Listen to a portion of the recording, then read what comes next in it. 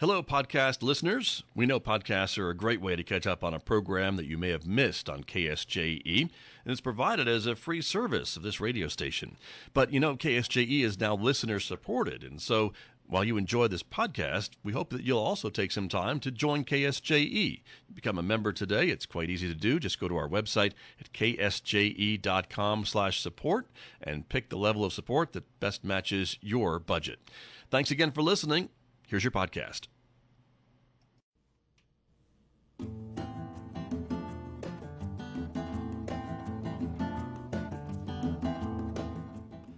Wednesday morning on KSJE, and it's now time for our weekly trip to the Encouragement Lab, and that's where Dr. Mike Hattabaugh is standing by. He joins us now from the lab this morning. Dr. Hattabaugh, good morning.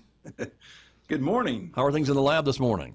Well, I pulled these down, and they're not quite comfortable down there, so I'm going to take them off. Yeah, you don't need the goggles to talk to me on the radio, I don't think, so. But that's important. So today we are continuing our series on listening, Dr. Hattabaugh, and the theme today is Encourage Always, which makes sense coming from the Encouragement Lab. Exactly. You know, I was just in Farmington last week doing a seminar on listening, and I spoke about this, and really am excited to talk about it, because I think ultimately it's the most important aspect of listening, and yet it's often the one that's left off. Okay. And why is that? Well, because when we hear negative things, or when we hear a story, we tend to find the bad stuff in it. We get into the oh no mode, oh my, oh no, and we don't recognize the fact that this person may be being brave, sharing this negative information. They may have a natural critical spirit, and we still need to find a way to encourage them. So that's the message here, is always encourage. Even if it's bad news, always encourage the person that's given it to you. Okay, that makes sense, and but it's, again, a kind of a fine line, I would think, too, right? But doing it the right way. Well, yeah, it's not, yay, thanks for the bad, wrong information you gave me, but instead it's encourage them to continue to share. You know, I'm so glad you brought this to me. I'm so glad you made me aware of this, because I was unaware. And while this is tough information to share, and while, you know, there's going to be consequences maybe from it, I am so glad you came to me and shared this with me, because that's important. Now, that's how you encourage through bad information. Right. The other thing that you encounter sometimes is people who are just always tattletaling, you know, always, well, you know, it's like schoolroom stuff. Well, Johnny did this and Johnny did that. Well, how do you encourage that? Well, you turn it back and say, wow, you sure do like sharing about those things. How could you help Johnny not do that? See how encouraging that is? I'm encouraging them to go change the situation, instead of saying, hey, keep bringing me this, you know, information that I really don't need to hear. Now I'm pushing back on them and go, okay, what could you do right now?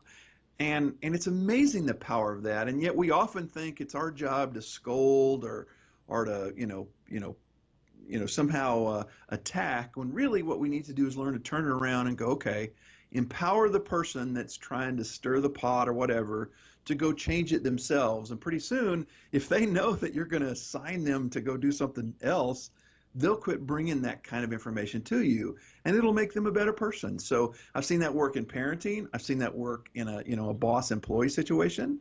But that's also encouragement, is just to say, remember, the word encourage means to say, to give courage. Right. And that's what we're doing. We're saying, hey, you go do something about this. Interesting. And that, I guess, in and of itself, puts the onus back on the other person, right, to get involved and to maybe evaluate what they're telling you? Right. And like I said, it also discourages them from continuing this process. You know, maybe in the past they've gotten used to somebody that they could go and complain to. And to face it, our culture's that way. We reward complainers way too often. The old, you know, squeaky wheel gets oiled, right? Well, the next time a squeaky wheel comes to you, tell them where the oil can is. Hey, that's great. You figured out there's a squeak. How are you going to go find the oil can and squeak that? Now, that's a simplified message in a short radio show, but Sure. Realize that there's a lot of layers to this we can unpeel. But that's what you need to do, is figure out ways to encourage, give them courage to act, instead of just sit around and let's complain about it. You know, we're going to be frogs in the kettle. And as the water boils, we're just going to complain it gets hot instead of hopping out and turning off the knob Right. and saying, enough of this. I don't want to sit in here and complain about how hot it's getting. I'm going to go turn the gas off. Right. That's encouragement. Very true. And again, you mentioned that this is helpful and useful, I think, in all types of situations, whether it's a work situation or relationship situation. There are lots of ways that this technique can be used and this information can be used, right, to maybe become more of a team effort to solve a problem and to encourage the other person. That's what this from is. I do team building listening skills, where I go into companies and organizations and say, hey, let's improve your listening. And this is one of the ways we do that. It's step 4 in my FIRE listening process is, hey, you've got to take whatever it is you're getting and turn it into a positive situation. And sometimes that's really hard, especially if you live in a culture of complaint. But you've got to start turning that around. And the way you do that is by saying, okay, I'm not going to get upset at complainers. I'm going to activate them is what I'm going to do and turn them into problem solvers. Great, I'm glad you saw this problem. What's a way you can fix it?